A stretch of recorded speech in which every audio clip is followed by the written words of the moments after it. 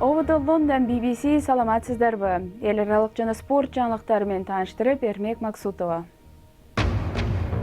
Австралиянын премьер-министри австралиялык аскер тууралуу жалган Twitter билдирүүгө байланыштуу Бейжин кечирим сурашын талап кылууда. Италия коронавирустун экинчи толкуну менен алпырышууда. Бул жолу өлкөнүн жардыраак аймактарында вирус жайылып жатат. BBC'nin 100 айым долбоорунун алкагында биз өлкөсү үчүн баарын курмандыкка чалып, куугунтукта жүргөн Беларустун оппозиция лидери Светлана Тихановская менен маектештик.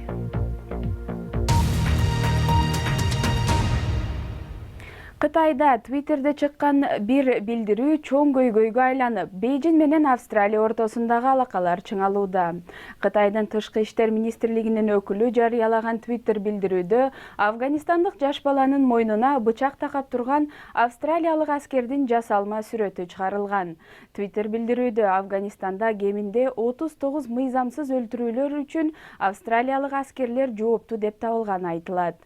Кытай мындай билдирүүнү ачыкка чыгарган кызматкерди коргоп жатат. Ал эми Австралиянын премьер-министри Скотт Моррисон Бейжин кечирим сурашын жана бул Twitter билдирүү өчүрүлүшүн талап кылууда.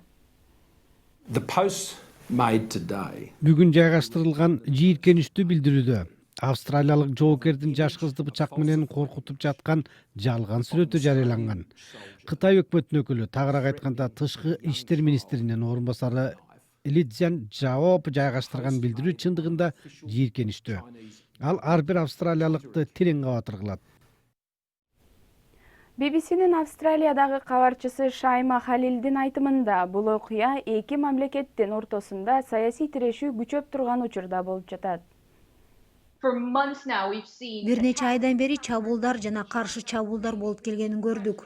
Кытай араздашууну гана күчөтпөстөн, Австралиянын вино, арпа, эт сыяктуу товарларына болгон тарифтерди да көтөрүп, соода сатыкка да сокку уруп жатат. Анан австралиялык экспортерлор терең кабатыр болуп жатат. Анткени дипломатиялык араздашуунун күч алышы менен тарифтер дагы көтөрүлүп, аларга кыйын болууда. Араздашууну токтотуп, эки тарап маселени талкуулашы керек деп ойлойм. Март айында батыш өлкөлөрүнөн биринчи болуп пандемиядан жапа чеккен Италия эми вирустун экинчи толкунуна туш болду. Европа биримдиги ичинен Италияда ковидтен эң көп киши кайтыш болуп, саны 55 миңден ашты. Биринчи жолкуда негизинен байраак түндүк аймактары жабыркаса, бул ирет коронавирус жалпы өлкө боюнча жайылып, анын ичинде эң жарды делген Калабриядагы кыйналууда. Италиянын кыйналган күндөрү кайтып келгендей. Коронавирусту жеңдик деп жатканда кырдаал кайра курчуду. Пандемиянын экинчи толкуну биринчи толкундан катуу тийип жатат, дейт доктор Деметрио Лабате. Өлкө түштүгүндө бейтапканалар араңдан зорго жетишип жатат. Бул аймак Калабрия, Италиянын, жалпы эле Батыш Европанын эң жакыр аймактарынын бири. Реанимацияларда дале орундар бар, бирок жалпы саламаттыкты сактоонун абалы бул жерде абдан оор. Менин кызматкерлерим чыныгы каармандар, бардык күчүн жумшап жатышат. Арстандардай алышып, жыгылбай эптеп жатабыз. Эгер жаңы жуктурган учурлар көбөйө берсе, анда биз эле эмес, жалпы Италия үчүн кыйын болот. Бул бөлүмгө 18 адам батат. 1 саат мурун бул жерде 12 бейтап жаткан. Алардын бири кайтыш болду. Орундар тез эле толуп калууда. Медиктер жетишпейт. Италия татаал күндөр артта калды деп жаткан эле. Бирок вирустун экинчи толкуну талылуу жерден кармады. Анткени бул жолу алдуу күчтүү деген түндүк гана эмес, жарды аймак саналган өлкө түштүгү да жабыркоодо. Италиянын түштүк аймактарын ээлеген мафиянын таасири күчтүү. Бул жагдай саламаттык тармагына да таасирин тийгизди. Кылмышкерлер ооруканаларды тоноп кеткен. Карызга баткан бейтапканалар бош калган.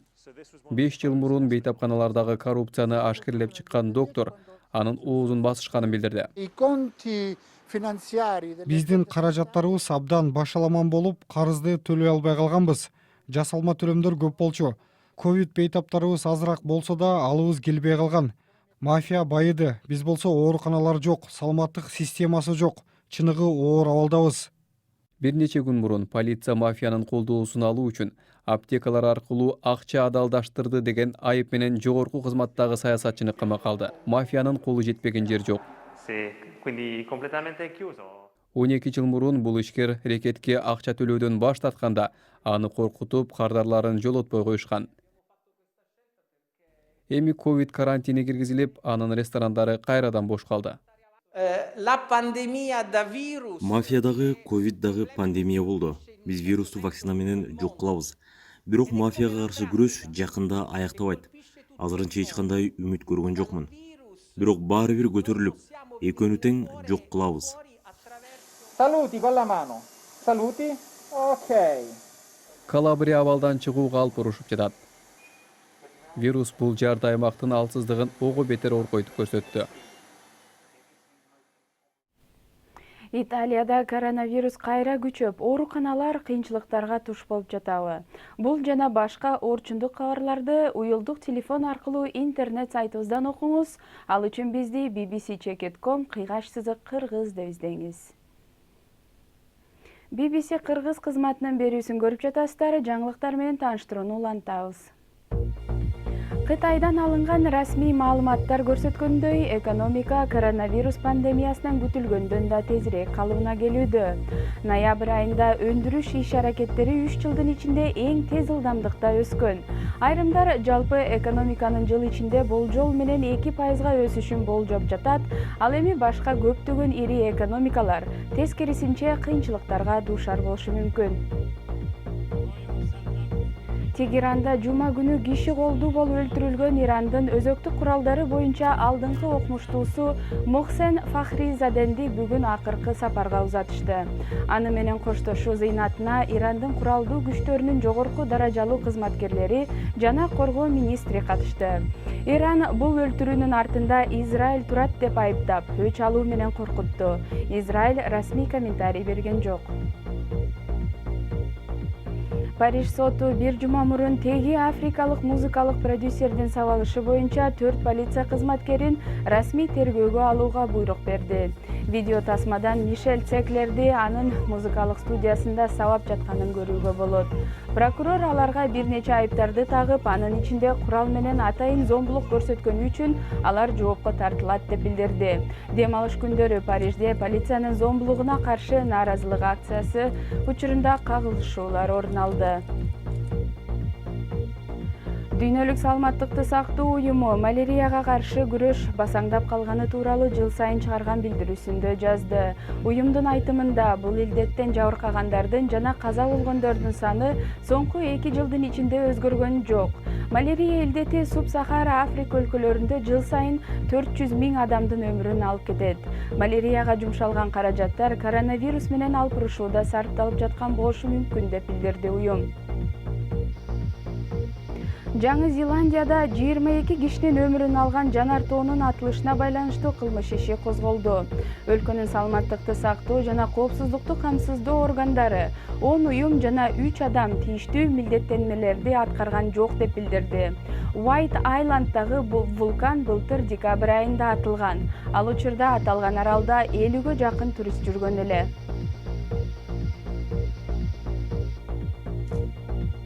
Христиан дин аятчысы Рио-де-Жанейронун мэри 2 мөөнөткө шайланбай калды. Президент Жайыр Болсонаро колдогон талапкер Марчелло Кривелла жалпы добуштардын болгону 35%-ын чогулта алган. Марчелло эл арасында популярдуу болгон эмес жана өзүнүн диний көз караштарынан улам атактуу Рио фестивалин токтотууга аракет кылганы үчүн элге жакпай калган. Анын ордуна Эдуардо Паэс бийликке келет. Жарым жылда Светлана Тихановскаянын жашоосу таанылгыс болуп өзгөрдү. Үй кожойкеси болуп отурган эне режимден улам жолдошу абакка кесилгенден кийин жай мезгилинде өткөн шайлоодо Беларустун көптөн бери президенттикти бербей келаткан лидери Александр Лукашенкого каршы турду. Тихановская алдыда оппозициянын лидери болууга камынып жаткан чакта BBC'нин 100 айым долбоорунун алкагында куугунтукта жүргөн аял менен жолугуп келдик. Учурда дүйнөдөгү бекем коргоого алынган айымдардын бири. Светлана Тихановская куугунтукта жүрөт, жанага издөө салынган. Бул жерде ал командасы менен Беларустагы режимди улантууну пландап жатат. I have to make Күнүгө өтө оор чечимдерди кабыл алышыма туура келет. decisions that Ошол чечимдер менен биз жеңишке жакындайбыз. victory closer. Мындан ага Беларуста жашыруун кызматтын кызматкери бир демонстрантты сабап жаткан видеосун көрсөтүшүүдө. Кандайсыз? Horrible. Жаман. Жаман, эмнеге? I think that he's Ал киши өлүп калат деп ойлойм. Лукашенко бийликке жабышып алган чакта ал жашыруун кызматты бекем кармап жатат. Бул зомбулуктуу чаралар таң калыштуу деле эмес. Ошондой болсо да алардын дале үрөйү учуп турат. this regime. Бул режимдин чеги жок деп ойлойм. They Лукашенко атайын даярдыктагы полиция кызматкерлерине акча төлөп бере албай калганда алар аны укпай калышат. Ошондо алар биз тарапка өтөт. serve him. They will come to our side. Тихановская Беларустагы шайлоодо утканы маалым жана европалык лидерлер аны легитимдүү президент катары тааныйт. Ал өткөн айларда алардын экономикалык санкцияларды киргизип, режимди алсыратууну суранды. 31 жаштагы сабалган демонстрант Роман Бондаренко көз жумганын билген соң, ал Латвиянын премьер-министри менен жолугууга баратат. Учурда биз Европа өлкөлөрүн көбүрөөк жардам көрсөтүүгө үндөп жатабыз. Анткени бийликтер зомбулукту күчөтүп жатканын көрүп жатабыз. 40 адамга гана санкция киргизилдиби? Тамашалашып жатасызбы? Тизмени көбөйтүп 100 адамга жеткиришиңиз керек. Премьер-министр жардам берүүгө макул болду жана бул күндөрү Евробиримдикте ошентет. Аягында каза болгон Романды эскеришүүдө. Ал кайгы. 100 күндөн ашуун Беларуста режимге каршы нааразылык акциясына чыгып келаткандан элди болууда. All those people who are Беларуста жекшемби сайын демонстрацияларга чыгып жаткан бардык адамдар кечинде үйүнө кайтып келбей калышын да билет. Бул чыныгы эрдик. Чыңалган кармашуудан кийин дүйнөнү аны менен чогуу болууга үндөгөн чечкиндүүлүк да пайда болууда. Тихановская бул анын жалгыз үмүтү экенин билет. Эми спорт жаңылыктары. Формула 1-дин айдоочусу Ромен Гражан Бахрейнде өткөн Гран-при чемпионатында олуттуу кырсыкка кабылып, учурда бейтапканада. Теги франциялык спортчу тосмолордон өтүп кетип, унаасы 2-ге бөлүнүп кеткен соң өрттөлүп кеткен. Буга байланыштуу жарыш токтотулду.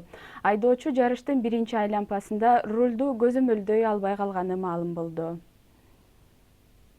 Бүгүн түнү Премьер-лигада 2 оюн болот. Лестер өз таласында Фулхэмди кабыл алат. Вест Хэм болсо Астон Вилла менен ойнойт. Ал ортодо Тоттенхэм дем алыш күндөрү Челси менен голсуз оюн өткөрсө да, Премьер-лигада тизменин жогорку сабына өттү. Манчестер Юнайтед 3-2 эсебинде Саутгемптонду утуп алды. Вулверхэмптон болсо 2-1 эсебинде Арсеналды жеңип чыкты.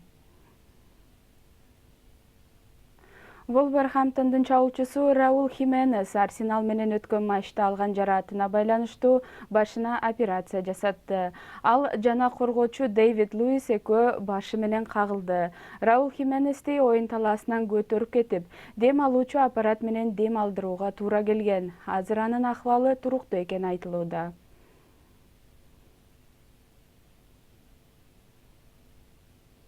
Юта чөлүндө өткөн жумада табылган табышмактуу темир айкел дайынсыз болуп жоголуп кетти.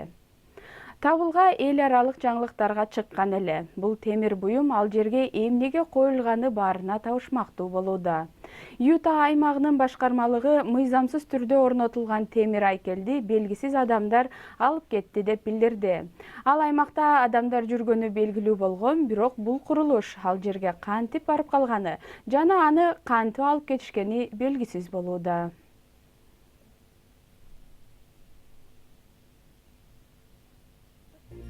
Берүүнү ушуну менен жыйынтыктай сан алып барган Эрмек Максутов болду. Эфирде кайрадан жолукканча саламатта калыңыздар.